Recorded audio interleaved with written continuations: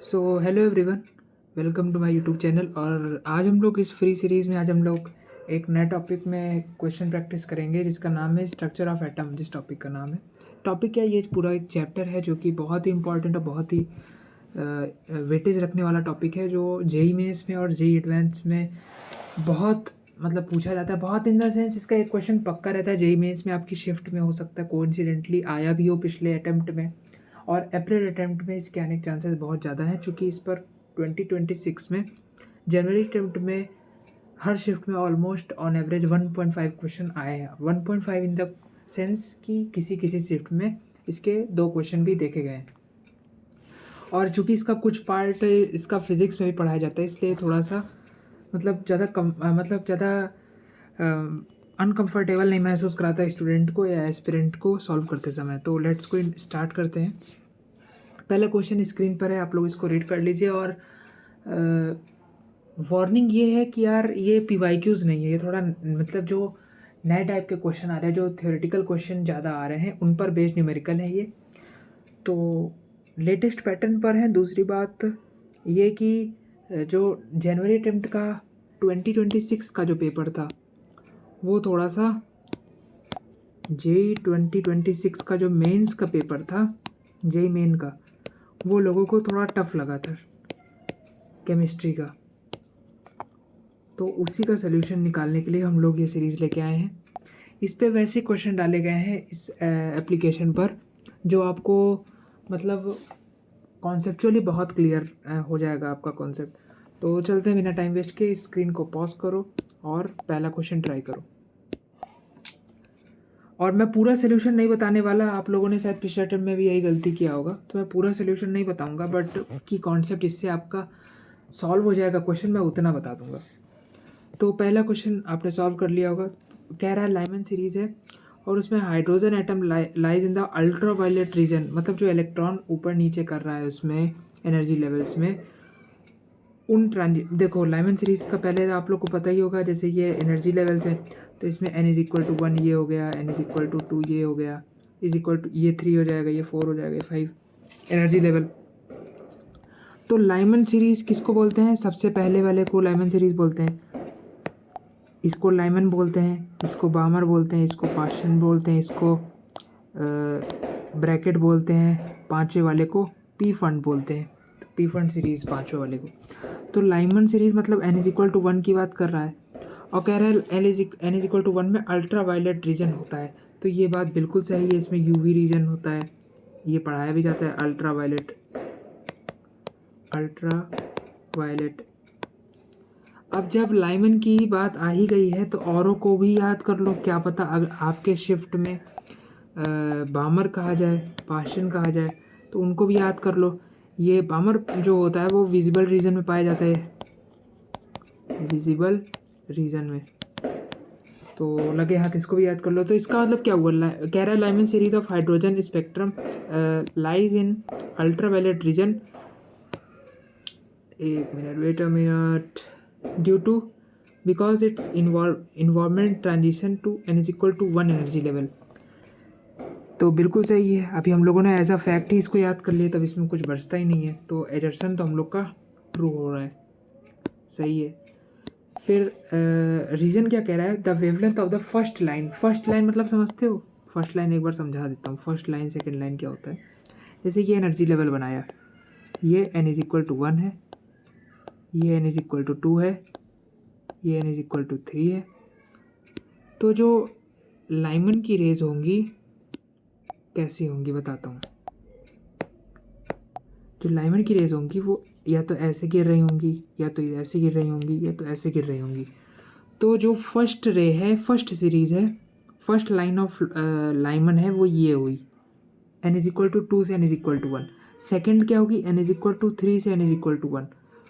Third का क्या होगा? n इज इक्वल टू 4 से n इज इक्वल टू 1। आप समझ गए होगे। अब कौन सा में फॉर्मूला लगाना है? दो, इसमें दो वेवलेंथ है, एक वेवलेंथ तो क्या वो फर्स्ट लाइन की है, जो फर्स्ट लाइन वाली है वेवलेंथ, एक वो कंसीडर करना है। दूसरी वेवलेंथ हमें कंसीडर करना है इनफाइनाइट सीरीज वाली।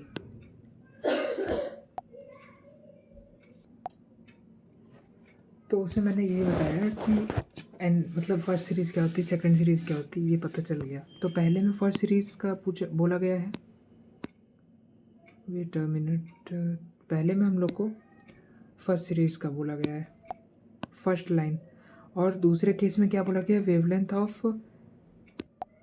यहाँ इनफाइनाइट होना चाहिए, तो इनफाइनाइट सीरीज़ का सेकंड केस है। तो दोनों की इक्वेशन लिखो और दोनों का रेशियो निकाल दो। पहली इक्वेशन क्या होगी, 1/λ1 is equal to r z square 1 lower orbit का n minus 1/n higher orbit का स्क्वायर।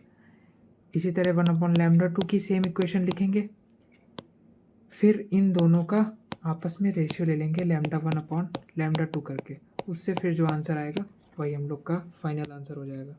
पूरा आंसर अगर आप सॉल्व कर रहे हो तो ये बेसिकली स्पून फीडिंग हो जाएगी, इसलिए मैं पूरा नहीं सॉल्व करूँगा, कम से कम कैलकुलेशन वाला पार्ट तो आपको खुद करना चाहिए। चलते हैं नेक्स्ट क्वेश्चन की ओर। नेक्स्ट क्वेश्चन कह रहा है, wait a minute, next question कह रहा है कि energy of photon emitted during the transition from n is equal to 3 टू n is equal to 2। Transition कहाँ हो रहा है, 3 से लेके 2 तक, ठीक है, कहाँ हो रहा है, 3 से लेके 2 तक। यार ये बहुत ओवरलैप हो रहा है, एक मिनट, इसका थिकनेस थोड़ा, ब्रश का 6, अब सही है। तो n इज इक्वल टू 3 से n इज इक्वल टू 2 हो रहा है। अब उसमें पूछ क्या रहा है कि 2 से लेके 1 वाला लेस होगा या फिर 3 से लेके 2 वाला। इसमें हमें कुछ नहीं करना है, इसमें एनर्जी लेवल हम लोग को याद होंगे तो फट से माइनस करके हो जाएगा। पहले वाले का होता है -13.6 इलेक्ट्रॉन वोल्ट, दूसरे का होता है -3.4, तीसरे का होता है -1.51, चौथे का होता है -0.85, पाँचवें का होता है -0.58। ठीक है, अब जिसका जिसका पूछ रहा है उसको आपस से माइनस कर दो। मान लो E2 और E1 का पूछा है तो E2 माइनस E1 कर दो, मतलब जो भी पूछा उसका आपस में माइनस कर दो, फिर कंपेयर कर लो किसका एनर्जी ज़्यादा है किसका कम। मैंने आई रिपीट, मैं पूरा सॉल्व करके नहीं दिखाऊंगा, नहीं तो वो स्पून फिटिंग हो जाएगी, उससे आप ही का नुकसान है। अब अगला कह रहा है एनर्जी गैप जो है वो n बढ़ाओगे, मतलब जैसे से n घटेगा, वेट अ मिनट फिर से पढ़ते हैं।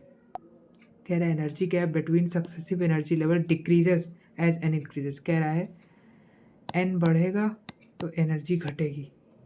क्या ऐसा हो रहा था अभी, यहाँ -13.6 था, यहाँ -3.4, -1.51, तो n जैसे जैसे बढ़ रहा है वैसे एनर्जी घट रही थी, इसका मतलब रीज़न सही हो जाएगा, रीज़न ट्रू है। चलते हैं अगले क्वेश्चन की तरफ।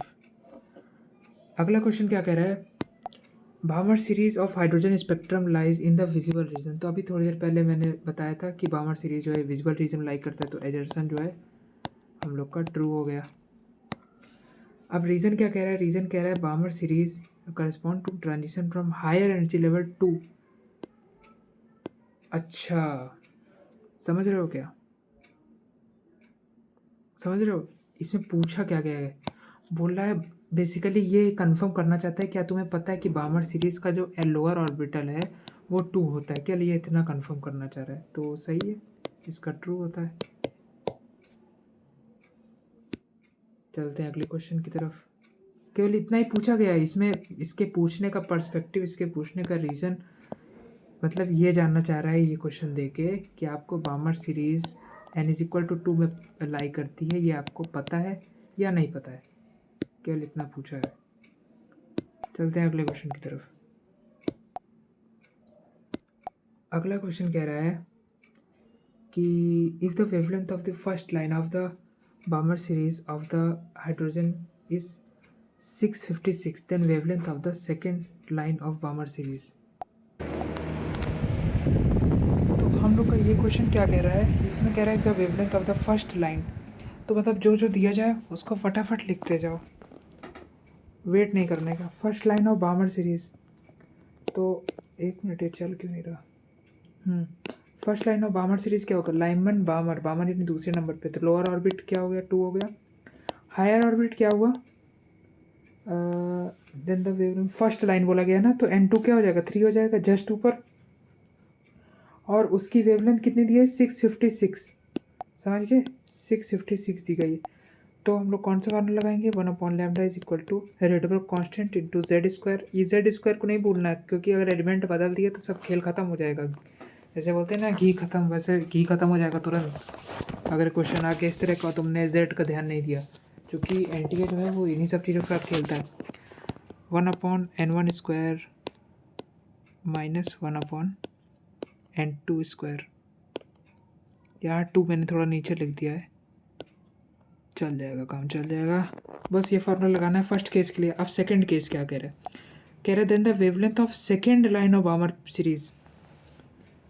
अब ध्यान देना, वहाँ से लैम्डा आएगा, कुछ लैम्डा आएगा ना।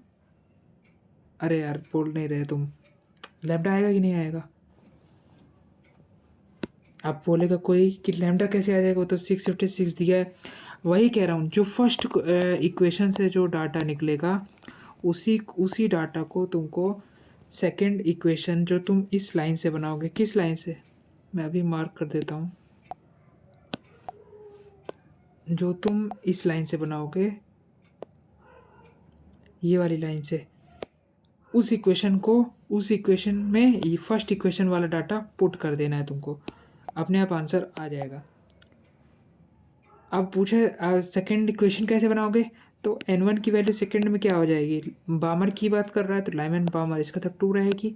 n2 की क्या हो जाएगी वैल्यू बामर में, सेकंड लाइन की बात कर रहा है, सेकंड लाइन मतलब समझे 4, n2 इज इक्वल टू 4। अब इससे इक्वेशन बनाओ और फर्स्ट इक्वेशन से डाटा इसमें रखो, आंसर अपने आप आ जाएगा।